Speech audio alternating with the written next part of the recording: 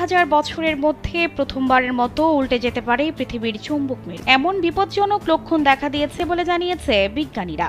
অর্থাৎ পৃথিবীর উত্তর মেরু দক্ষিণ মেরুর জায়গা নেবে আর দক্ষিণ মেরু জায়গা নেবে উত্তর মেরুর, আর মেরু উল্টে গেলে পরিবর্তন হয়ে যাবে দিকও। যদিও এমন ঘটনা এই পৃথিবীর জন্য নতুন নয় বলে জানাচ্ছেন গবেষকরা। পৃথিবীর ইতিহাসে চুম্বক মেরু পরিবর্তনের ঘটনা ঘটেছে কয়েকশো বার। বিজ্ঞানীরা বলছেন, এমন ঘটনা যখনই ঘটেছে পৃথিবীর প্রাণীকুলের ওপর নেমে এসেছে কিয়ামত।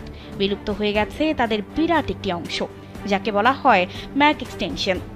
উল্টে যাওয়ার সময় চুম্বক ক্ষেত্রটি প্রায় 90% দুর্বল হয়ে যায়। এতে পৃথিবীর পৃষ্ঠে ছড়িয়ে পড়ে সূর্যের ক্ষতিকর রশ্মি। তীব্র রেডিয়েশনে মৃত্যু হয় বহু প্রাণীর।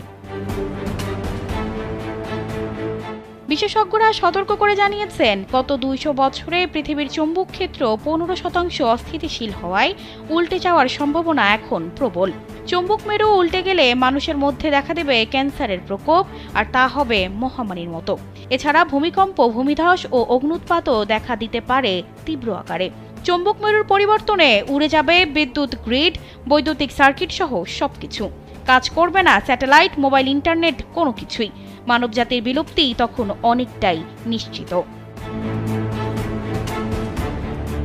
গবেষকরা বলছেন, সর্বশেষ চুম্বক মেরু উল্টে যাওয়ার ঘটনা ঘটেছিল 7,80,000 বছর আগে।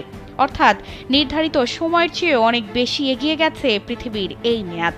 এ কারণে যে কোনো সময় চুম্বক মেরু উল্টে যেতে পারে বলে আশঙ্কা করা হচ্ছে। পবিত্র ইসলাম ধর্মে এসেছে এর বর্ণনা। 1400 বছর আগে নাজিল হওয়া কুরআন আর শেষ নবী ও রাসূল হযরত মুহাম্মদ সাল্লাল্লাহু আলাইহি ওয়াসাল্লামের বিবরণে এসেছে এমন অসংখ্য সতর্কতা। বলা হচ্ছে, পশ্চিম আকাশে সূর্য ওঠা কিয়ামতের অন্যতম বড় আলামত। হযরত আবু হুরায়রা রাদিয়াল্লাহু তাআলা আনহু থেকে বর্ণিত, মহানবী হযরত মুহাম্মদ সাল্লাল্লাহু আলাইহি ওয়াসাল্লাম বলেছেন, পশ্চিম দিক থেকে সূর্য না ওঠা পর্যন্ত কিয়ামত সংঘটিত হবে না, এবং যখন তা উঠবে এবং লোকেরা তা দেখবে তখন তারা সবাই বিশ্বাস করবে, কিন্তু সেই বিশ্বাস আর কোনো উপকারে আসবে না। অর্থাৎ পশ্চিম দিকে সূর্য ওঠার পরপরই চিরতরে বন্ধ করে দেয়া হবে তওবা কবুলের দরজা। কেউ তখন ঈমান আনলেও তার গ্রহণযোগ্য হবে না।